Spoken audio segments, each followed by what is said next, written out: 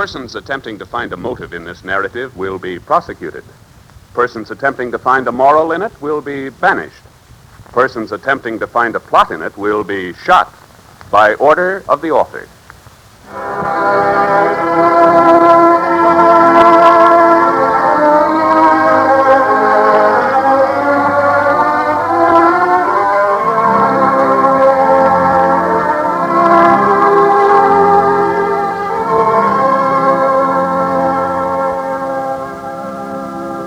I'm Huck Finn.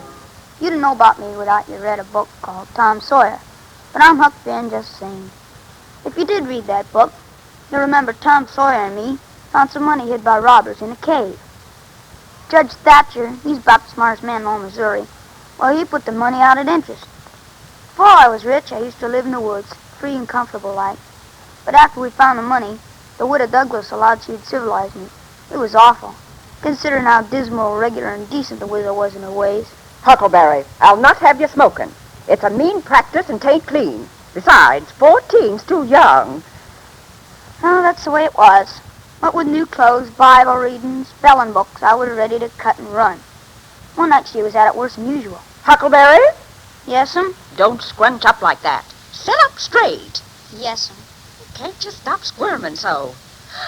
Huck Finn, have you got your shoes off? Yes'm. I declare, sometimes I'm afraid you're going to grow up just like your father. Land of Goshen, Huck. You might as well go up to bed. I can't stand your fidgeting.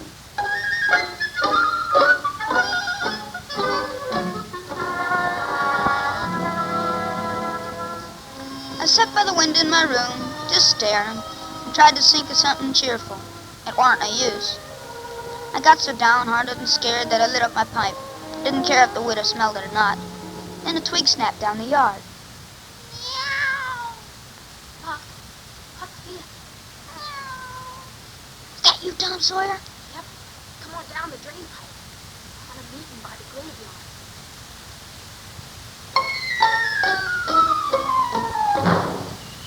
Over here, Huck.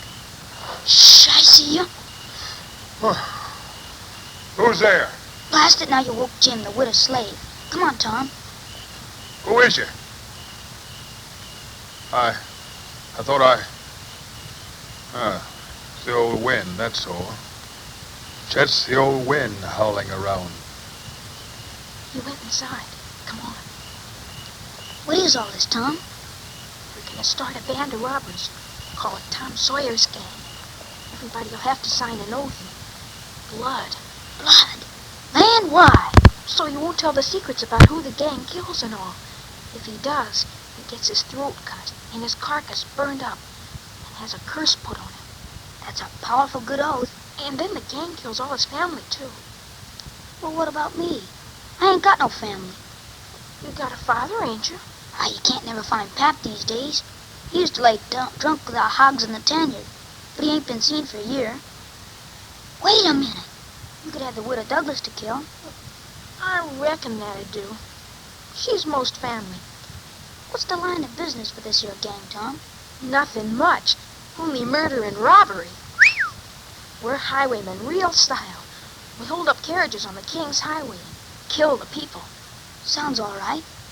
What do you figure on highwaying first? I got secret news from my spies that a whole parcel of Spanish merchants and rich Arabs with 200 elephants and 600 camels... Elephants and camels?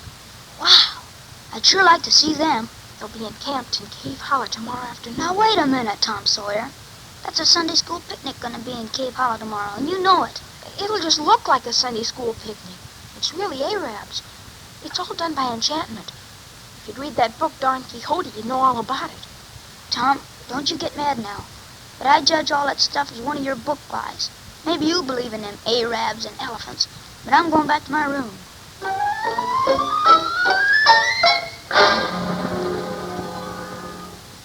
New clothes, Huck? Pap, how'd you get in my room? Think you're a big bug, don't you? Maybe.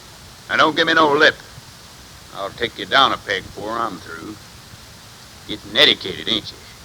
Read and write, too. Answer. Yeah. Who told you could meddle with that foolishness, eh? Who told you? The widow. She told me. The widow, eh? I'll learn her to meddle. And looky now, you dropped that school here. You were putting on airs, letting on to be better than your father. You hear, Huck? Yes, Pap. I ain't the man to stand it. Now, let me hear you read. Here, take up this book.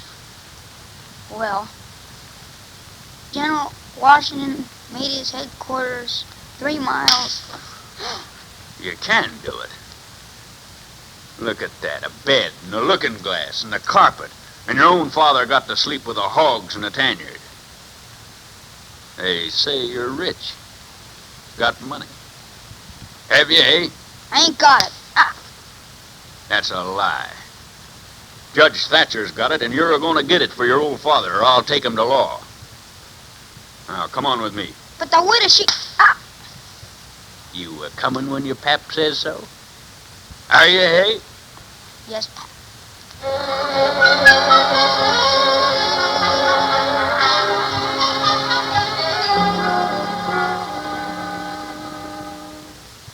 Pap took me upriver in a skiff, across to a cabin on the Illinois shore.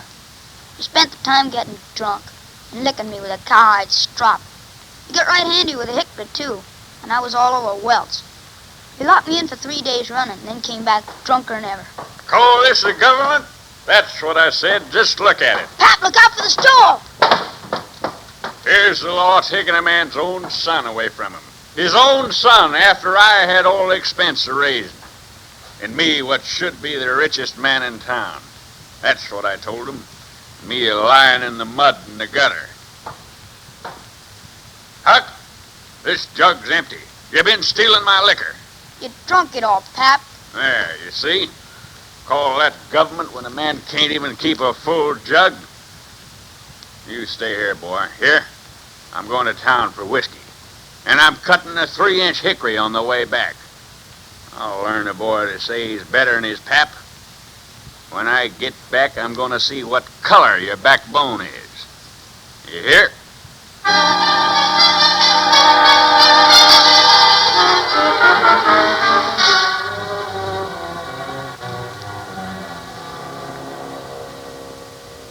Pap was so drunk he forgot to lock the door, and I wasn't going to wait for him to come back.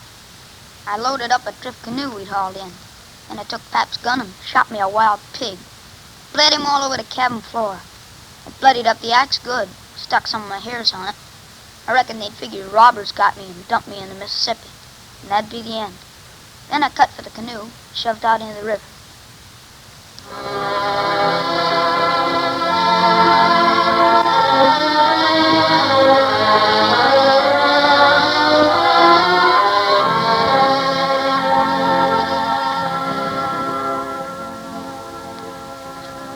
About 2 miles downstream, I pulled up on Jackson's Island. It was gray dawn by now. There was freckle places on the ground where light had sifted down through the leaves. A couple of squirrels sat on a limb and jabbered at me friendly. I jumped, though, when I smelled smoke. Somebody had a campfire going on Jackson's Island. I went cautious and slow, but not slow enough. I stepped on a twig and it cracked like a rifle. Who's there? Jim? That the Widow Douglas's Jim? Huck? Is that Huck Finn here? What are you doing out roaming? I run away from Pap, Jim. He was about going to finish me. I fixed it so it looked like robbers got me. No. Say, that's even better than Tom Sawyer could have done. Hey, what are you doing on Jackson's Island? Well, maybe I'd better not tell. Why, Jim? There's reasons. You wouldn't tell on me, would you, Huck? You promise? Sure, Jim, I promise. Well, I run off. Jim, how come you do a thing like that? Well, old Widow Douglas, she said she'd never sail me off down to New Orleans. But I heard her tell Miss Watson she's a goner for $800. And I didn't wait to hear no more. I lit out for the river, and I swum over to the island. You won't tell, will you, Huck? I said I wouldn't. Old Jim can help you, Huck. There now. See them birds?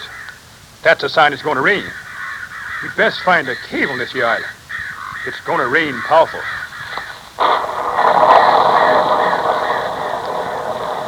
Pretty soon it began to rain fearful. So the birds was right. It rained for about a week. and the river was rising fast. All sorts of things had began to pile up on the island. We fished out a big piece of raft. Figured we could use it. Once even a house came sailing down and grounded on a snag. Jim looked inside and came out with some old clothes he found. I put on a calico gown and a sunbonnet. Allowed I'd paddle over the Illinois shore and find out what was up.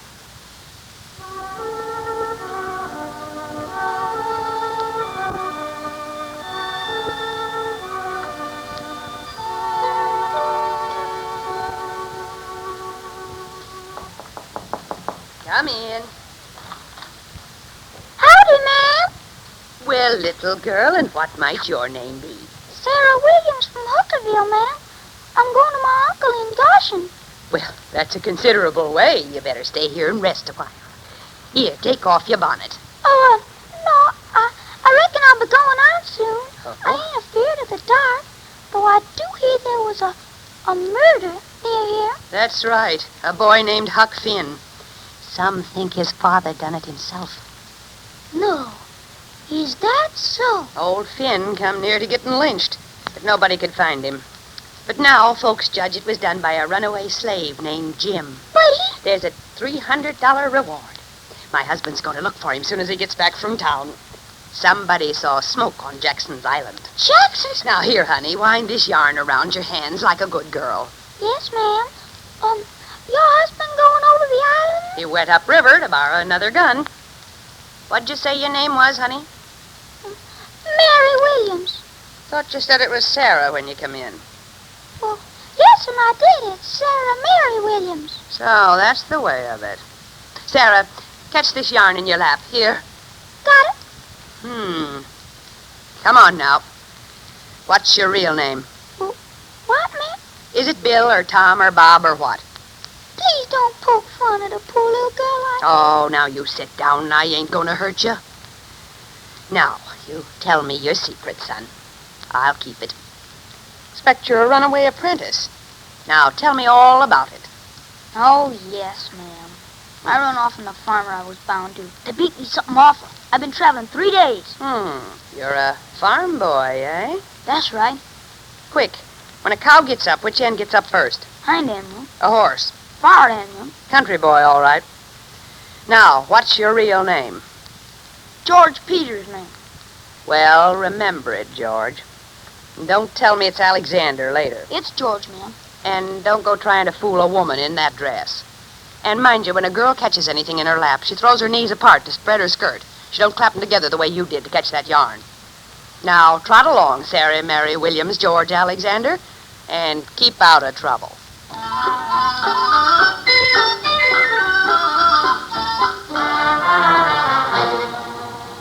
Jim! Jim! Here, Huck. Here he is in the bush. Get up and help yourself, Jim. There ain't a minute to lose. We gotta get the raft out on the river. They're after us.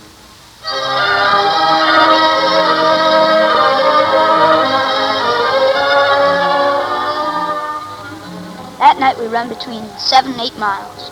It was kind of solemn drifting down the big still river. We'd tie up days and lay low, cut loose after dark. The 5th night we passed St. Louis. It was like the whole world lit up. While we drifted, I told Jim stories I'd read at the widow's about kings and dukes and such. I ain't heard before about no kings, but old King Solomon.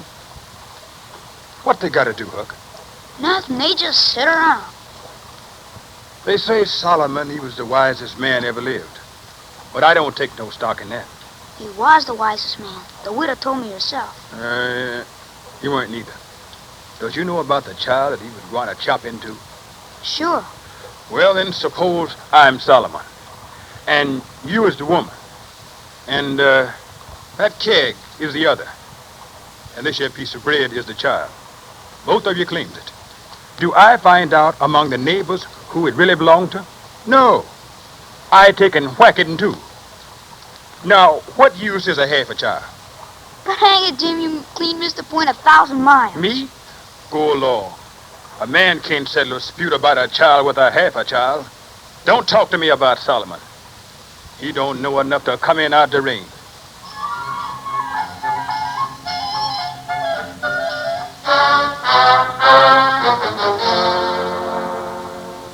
So we floated along, arguing. Pleasant life. We figured 3 nights or more and fetch to Cairo. Then we'd take a steamboat up the Free States and be out of trouble. Look sharp, Huck.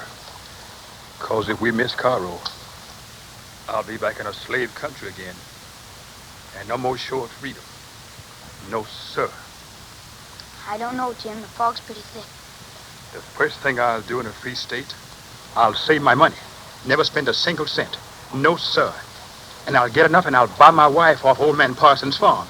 And I'll buy my children free. When we get to Cairo, I'm gonna be free. Listening Yes, to Jim, I'm gonna be I begin to get all feverish. save all Because my I begin money. to think he's most Yes. free and me to blame for it. Yes. And I'll steal my 2 children all free with me to the north. You hear that talk, Huck Finn? Here's this Jim, coming out flat-footed and say he'd steal his children. Children that belong to a man I don't know. And never done me no harm. That's it. That's Cairo at last. I just know it. It don't look right to me, Jim. Pretty soon I'll be jumping for joy. And I'll say it's all on account of Huck. How's a free man and Huck done it? Jim won't ever forget it, no. No, sir. You're the best friend Jim had. The only friend Jim's got now.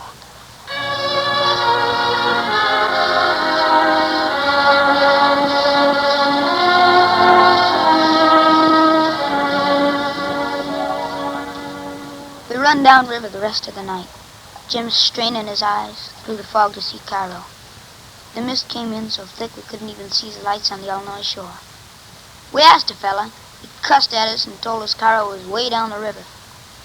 When the daylight came, I dipped up some water to drink.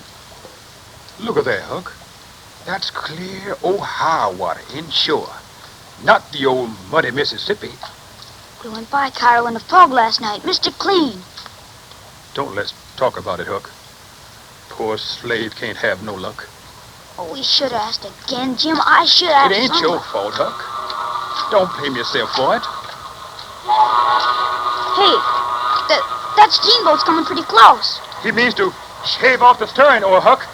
Them pilots don't care about no raft. Pull the sweep, Jim. Pull. It ain't no use, Huck. He aims to run over us just for devilment. Hey, you. Sheer off. Sheer off.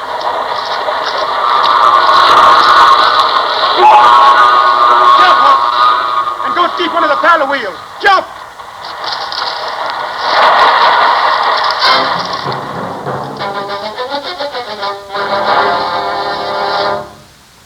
Talk about bad luck. Couldn't find Jim the raft till next night. We had to fix a steering sweep. And this time Jim rigged up a wigwam at one end of the raft for bad weather and all. 2-3 days, nights slid by, quiet and smooth and lovely. Then one morning, just as we were getting ready to shove off, we heard a monstrous ki-yi of dogs in the woods. Untie the rope, Jim. There's somebody coming through the brush. Hey there, boy! Wait! Here, let us on that raft. It's a matter of life or death. We ain't done nothing. They'll kill us.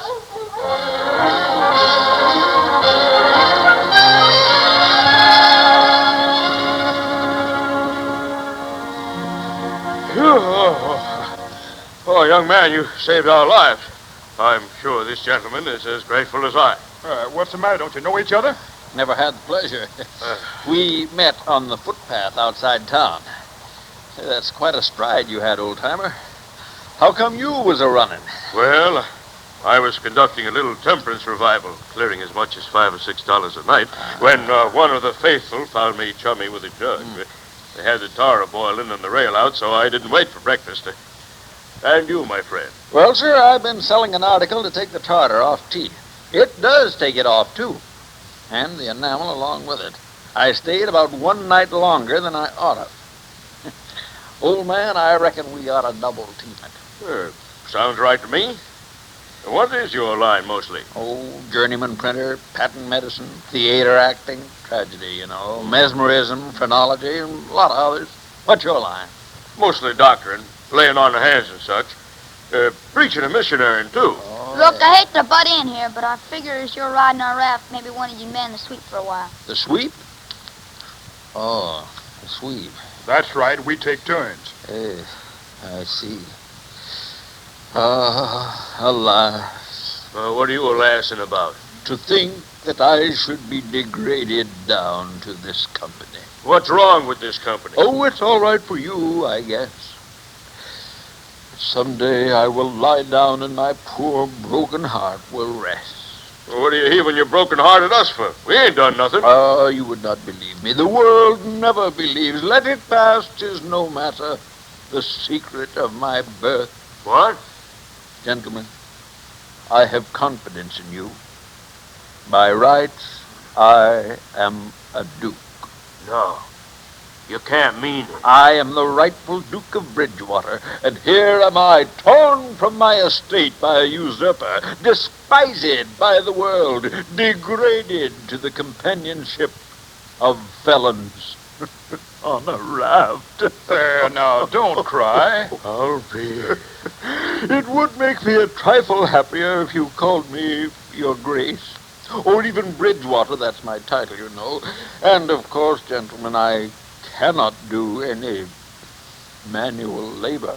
Uh-huh. Well, I guess you can't stand watch then, your lordship. The other one... Look here, Bridgewater. Bridgewater. I'm a nation sorry for you.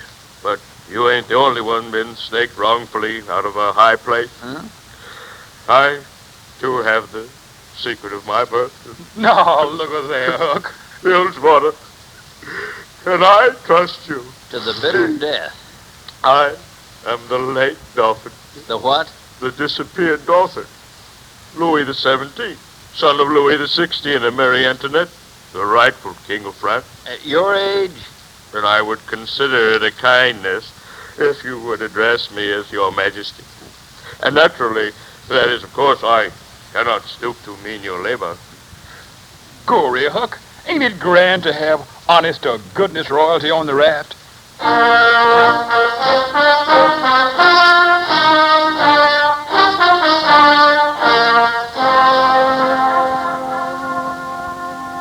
It didn't take me long to make up my mind that these liars weren't no kings or dukes, but I never said nothing. We kept your gracing and your majestying him, and everything got along fine. I told him Jim was my property, and I was taking him down to my Uncle Ben's place below New Orleans. Now, you're sure he ain't a runaway slave? Would a runaway run south? Well, how come you travel at night? Well, folks kept trying to get Jim away from me, saying he was a fugitive. They don't bother us none at night. We'll figure something out about that. Oh, speaking of figuring, my dear Duke, it's time we laid out a campaign. Well, now, just by chance, my dear Dauphin, I have here on my carpetback several playbills left over from my last engagement in Drury Lane Theatre, London. You mean theater acting? Have you never trod the boards, royalty? No. You shall, fallen grandeur, the first good town we come to. We'll hire a hall and do Romeo and Juliet. Oh, it's all right with me if it pays, Bridgewater. I don't know much about play acting, though. I was too small when Pap used to have them at the palace in France. Yes, well, do not worry. I will learn you. I'll be Romeo, and you will be his pretty sweetheart, Juliet. Hey, wait a minute. If Juliet's a young girl, Duke, ain't my peeled dome and white whiskers going to look uncommon odd on her? Don't worry. These country jakes won't ever think of it.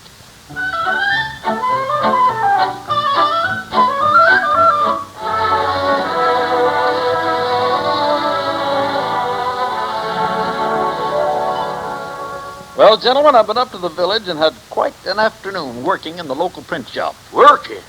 Well, in a manner of speaking. I took in $10 worth of advertisements for the town newspaper, sold 3 cut-rate subscriptions. Total, $9. Not counting this jug. But it ain't your paper to take ads for. My boy, you do not have the proper outlook. And what's more, gentlemen, I fixed it so we can travel in the daytime. Here. It's a slave handbill. Runaway named Jim. St. Jack's Plantation, New Orleans. $200 reward. Yes, this way we can make out we're taking him down for the reward. And here's my masterpiece. Look at the beautiful typography. Shakespearean Revival. One night only. The world-renowned tragedians Edmund Kean, the elder of the Royal Haymarket Theatre, Pudding Lane, London. That's you. Oh. And David Garrick, the younger of the Drury Lane Theatre. That is me. In the sublime Shakespearean spectacle, the balcony scene in Romeo and Juliet. Admission, 25 cents. ladies, and children not admitted. And if that don't get 'em, I don't know Arkansas. Well, Your Majesty, we got to rehearse some more, and we got to figure out some encores. Huh? Well, what's encores, Bilgewater? Never mind, Dolphin. I've got one for you that'll just set the town right back on its ear. Tonight, Majesty, the play's the thing. Right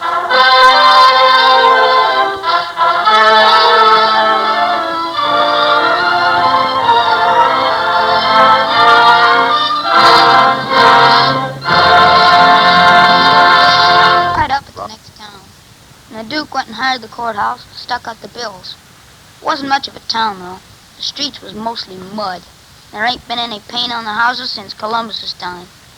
The men stood around leaning on something and whittling. They spent most of their time borrowing tobacco, like this. Give me a jaw of tobacco, Hank. There ain't got but one left. Lend me one, Hank. I'll give my last to Ben Thompson. You gov him one? When you pay me back all the chores, I'll gov you ready. Did pay you back once. Huh? Barry store tobacco and gov back homegrown. What's that? Somebody's hitting dog on the sow. Come on, let's go see.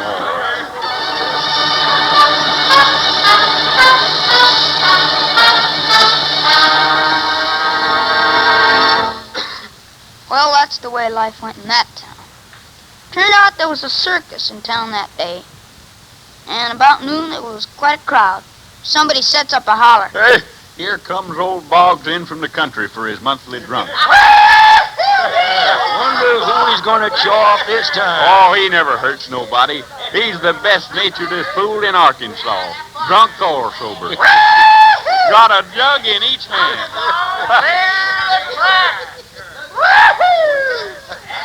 I'm a ring-tail alligator and I live on barmeat.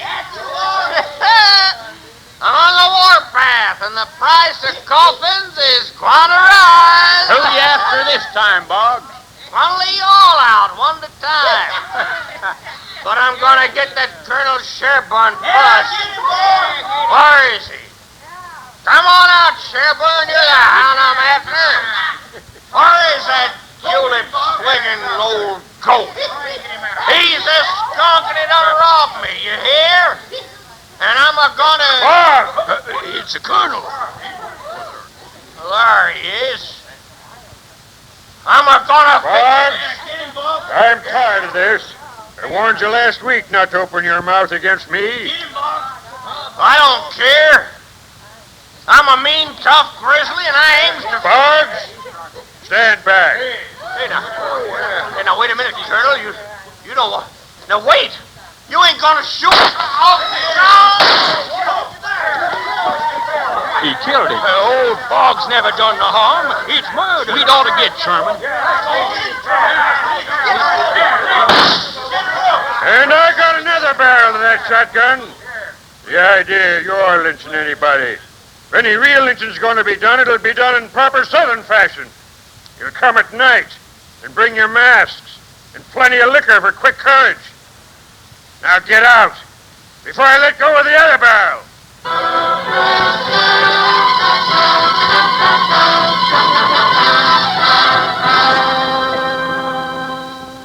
That crowd just broke apart and went every which way. A colonel, he just shouldered his old shotgun and marched away. Later on, I see two little children playing Boggs and the colonel, shooting each other down. Everybody said they'd done it perfect and gave him pennies. That's the kind of town it was.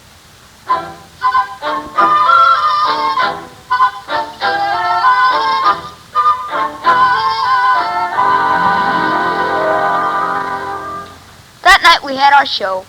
They finished Romeo, and the Duke made an announcement. And now for an encore, Mr. Keene will perform the soliloquy from Hamlet. The what? Some kind of ham. Now sit still and listen. Too big? Oh, not too big. That is the question. Till Burnham would you come to Dunsinane, but that the fear of something after death murders the innocent sleep. But soft you, the fair Ophelia, up that marble, Joe. Won't get thee to another ring. Go. Well, now you're talking, Bilgewater. Yeah, Jim? Don't it surprise you the way these kings carry on? No, I reckon it's in the breed.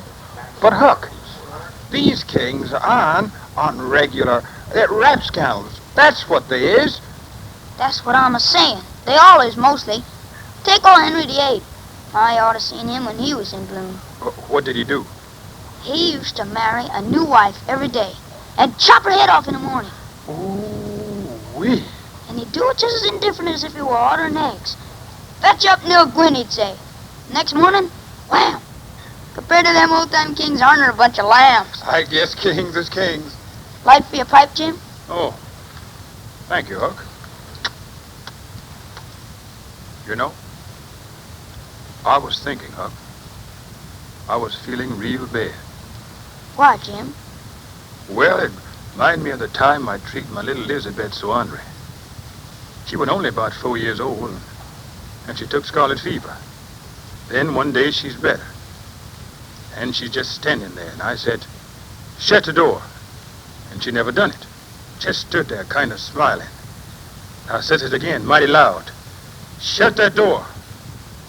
But she never paid me no mind. Then I fetched her a slap side the head. But she just stand there. Just then along come the wind and slammed the door behind her. Kablam! And she never moved. My breath almost hot right out of me. And that door slammed again. And she don't never budge. Huck, I just bust out crying. And I said, the Lord God Almighty, forgive poor old Jim, 'cause he's never gonna forgive himself as long as he lives. Huck, that little child, she was plumb deaf.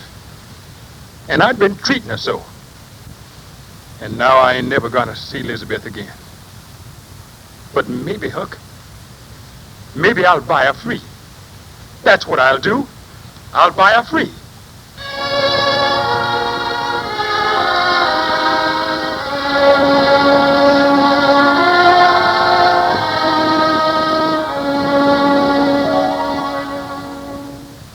We was down south now. We began to come on some trees with Spanish moss, hanging down like long gray beards. The king and the duke were plumb out of money again. Finally, one town they tried selling fortunes, but they near got tarred and feathered. Next town after that, they sent me up to buy a jug. When I got back, there wasn't nobody on the raft. Jim, the king of the duke. You, looking for somebody, Sonny? Yeah, mister. You seen a slave somewhere abouts, big feller? Well, sir, they caught a runaway. No. A runaway? Yeah, down to Silas Phelps' place. They're holding him for the reward. You looking for him? Nobody got hurt, did they? I mean, when they caught him. No. It's $200 reward for him, though. Like picking money out in the road. Sure is. Wish I had it. Who nailed him, mister? An old feller. Stranger. Yeah. Sold his chance in the reward for $40, 'cause he can't wait. Has to go upriver. An old feller, huh, mister? Yeah, old goat with whiskers. That's right, son. Had a handbill with his slave's picture on it and all. Sold him for $40. Boy, if it was me, you'd bet I'd take that whole 200. Yes, sir. It's like picking money out in the road.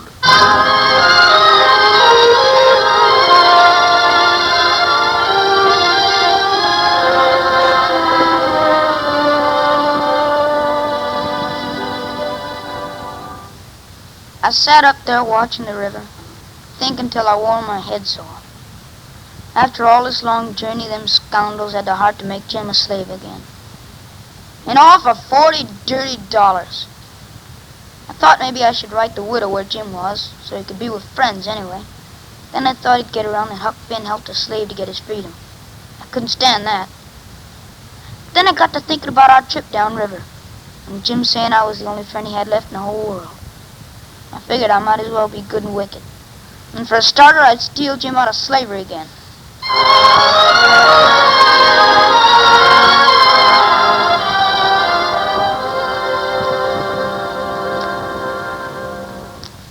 started over to Phelps, where the feller said they had Jim.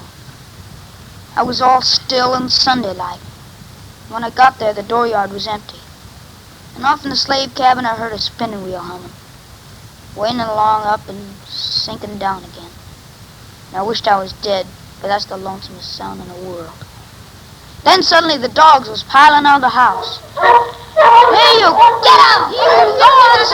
Down, Spot, down, Tiger. Down, sir. Down, go on now, Scat, you. Good afternoon, then, Miss Phelps' place. Why, it's you. It's you at last, ain't it? Yes'm. Oh, let me look at you now. Why, you don't look at all like your mother. I don't? Silas, come on out. It's Tom. Land sakes, I'm so glad to see you. Come on out here, Silas. It's your nephew, Tom. Come to see us. And us not setting eyes on him for 10 years. Well, welcome, boy. We've been expecting you for a couple of days or more. Why's your baggage down to the steamboat landing? I lost it when the boat went aground. Boy, that's too bad, but I reckon we can fix you up. Oh, here we are running on, and you ain't told us a word about the family up the river. I ain't? Now you just sit down and tell me everything. Just all about 'em. Every last thing you can think of. Well, The cat got your tongue, boy? no. Why, son, you're standing like you don't know your own name. Well, from what I heard, I never thought I'd see the day when I'd hear stuttering and lollygagging from Tom Sawyer. Well, man. Tom Sawyer!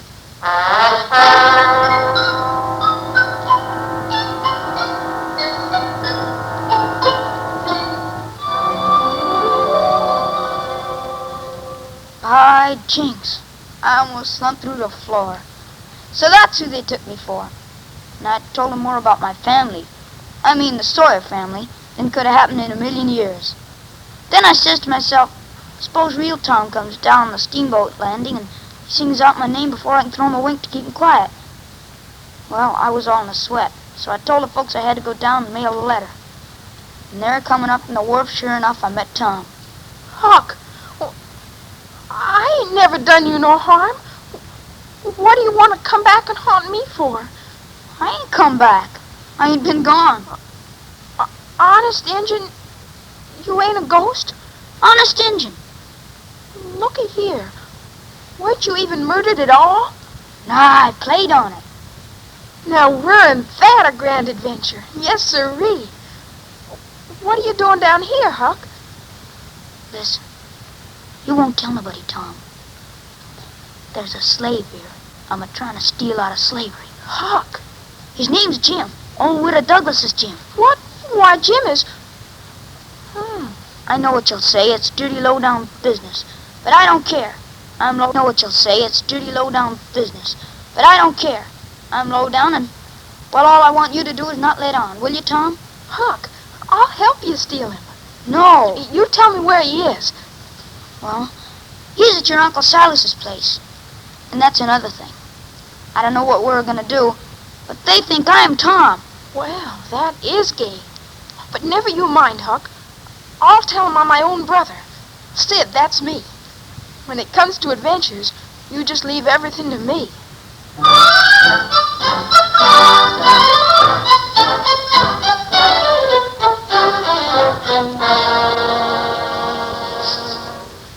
Looky here, Huck. I bet I know where Jim is. No. Where? In that little hut down by the ash hopper. Didn't you see that slave woman going in with victuals? Suppose it was for a dog? Part of it was watermelon. You never saw no dog eating watermelon. No, sir, that's where Jim is, and we deduced it, real detective style. Tom, if I had a head like yourn, I wouldn't trade it off to be a duke, nor a mate of a steamboat, nor a clown in a circus. It's nothing. Just observation. The trained eye. Well, Huck, how about a plan for stealing Jim off? Suppose I get my raft up river here, and then, first dark night, we can steal the key out of the old man's breeches and run off down the river, the way Jim and we used to before. Wouldn't that plan work? Work? Sure, it'd work, but it's too blame simple. Well, what do you mean? Why, that plan of yours ain't got no style at all. It's mild as goose milk. I've been reading all about escaped prisoners, and you gotta do these things right with fancy touches. You leave everything to me, Huck. You meet me down by the ash hopper after dark, and we'll get started.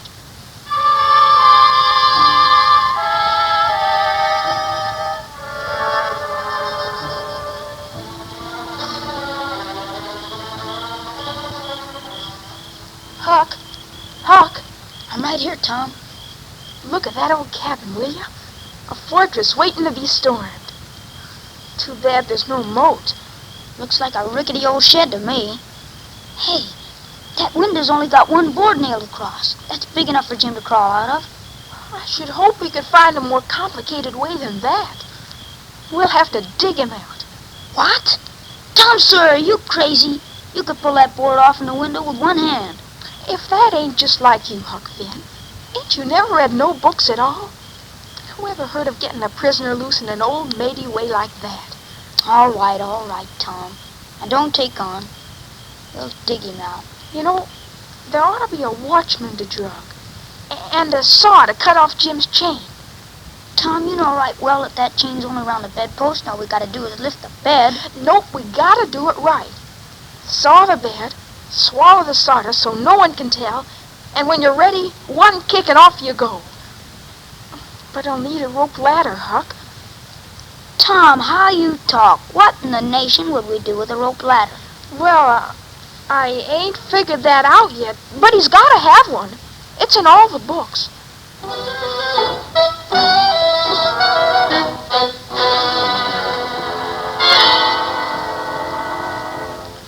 Well, I figured Tom knew what he was doing. It didn't make sense to me, though. But he kept talking about the Man in the Iron Mask and Casanova and other book folks, so I just done what he told me to and kept shut. He gave me a list of stuff to get, though. Well, he called it borrowing, 'cause that's what Pap called it. But Tom said it wasn't borrowing, it was stealing. Don't you know that, Huck? All state political prisoners steal the stuff to escape with. But Jim ain't no political prisoner. He's nothing but a runaway slave. You hush up, Huck. We gotta get this stuff in the gym. I'll just rip the board off of that window. Hold on. Didn't I say we gotta dig in? It's regulation. Well, all right, if you say so. Get your case knife out, Huck, and start. Case knife? Since Wayne ain't a pick and shovel good enough to dig out a runaway slave. There ain't no other way I read of but case knives, and we gotta do it that way. It may take years and years. Years? Sure. Why, one of them prisoners in the Shadow Deep in Marseille, why, it took him 38 years to escape. And he came out in China. But Jim don't know anybody in China. Neither did the other fella. Huck, why do you keep wandering off the main point? Well, I don't know about them books, Tom, but I'll tell you, Jim's too old to be dug out of there with case knives. He just won't last.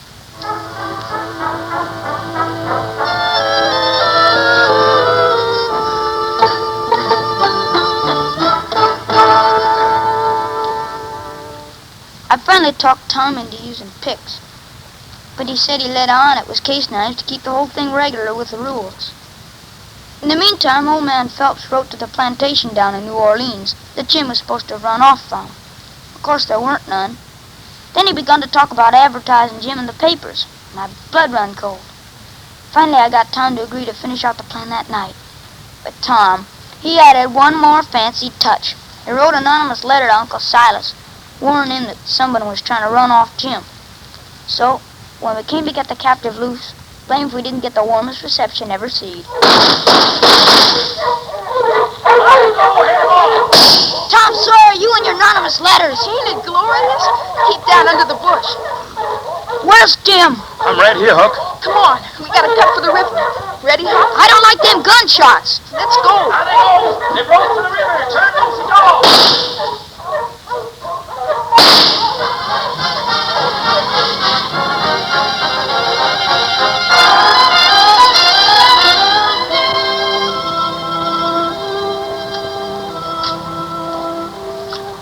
Cast off, Huck. Shove the raft out, Jim. Here we go. Yes, sir. Whoopee! You're a free man again, Jim. And it was a mighty good plan, Huck. I bet nobody could get up a plan what's more mixed up. Ain't that so, Tom? What's the matter, Tom? You hurt, honey? Nothing much. I only got a bullet in my leg. Here, let me see. We got to stop that bleeding, Huck. We done it. An elegant escape. Just as slick as nothing at all. Oh, That leg don't look so good to me, Tom. Well, Huck, the way it looked to me, if it was Tom being shot free and old Jim had been shot, Tom would say, we got to get him a doctor. Never mind about me. That's Tom Sawyer. And that's just what Jim's going to say. If I got to be a slave the rest of my life, we're going to get Tom a doctor.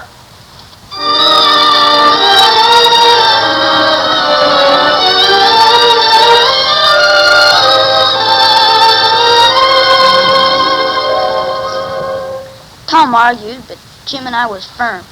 We pulled him in the raft and toted him over to where we could find a doctor. Tom sent me off to scout around before the doctor came. And what did I do but to bump right into Uncle Silas, shotgun and all. Of course, I lied some to get out of it, but they took me off home and I didn't know what happened or anything. Till next morning when a wagon drove up to the door with a crowd of men around it. oh, Lord alive, what happened to you, boy? Dr. Alden, what's wrong with him? Hi there, Mr. Phelps. Youngster seems to have run into a bullet. Oh, no. Yeah, easy, ma'am. Easy. It's all right now. Sure, Aunt Sally. I just limp a little. And I brought you back that runaway slave. We'll tie him up right this time. Why, I ought to take the lash to him. Nah, just hold on. He's all right. I could have got away, but he stayed on to bring the boy to me so as I could doctor him. He was hiding in the bush, but the minute I said I need help somewhere, out he come, and he was risking his freedom for that. What I can't figure out is who left all them crazy notes and that rope ladder and the rest of that truck. This slave must have had an army helping him. Why, no, Uncle Silas. We set the runaway slave free. Tom and me. Good land. Are you crazy, boy? We done it. And we done elegant right out of the books, didn't we, Tom? Well, yes, and we did. Mercy sakes. Never. Well, anyways, you're safe. We better shut him up again and tie him good. Come on, you. Yes, sir. Goodbye, Huck. Tom? Hold on. You ain't got no right to shut up, Jim. He ain't no slave. He's as free as any creature walks this earth. What? Sure. Widow Douglas died 2 months ago and left Jim free in her will. 'Cause she said she was ashamed. She said she'd sell him down river. Why, he's as free as you are. Then why on earth did you work so crazy hard to set him loose? That's just like a woman. For the adventure of it, that's what. Adventure? Why, land's mercy. Silas, if this boy didn't have a bullet hole, I'd have you tearing the hide right off of him. Adventure? Whew.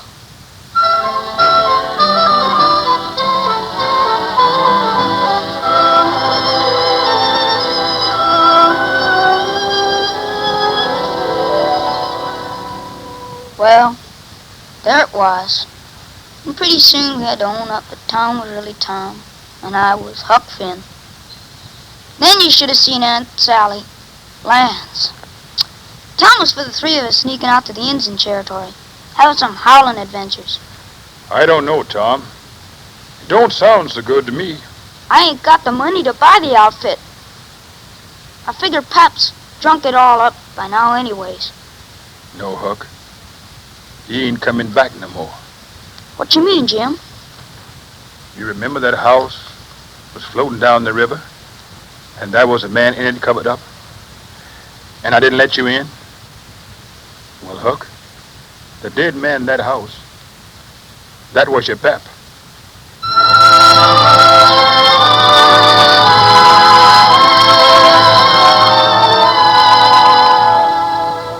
Well, now I guess there ain't nothing more to tell about, and I'm rotten glad of it.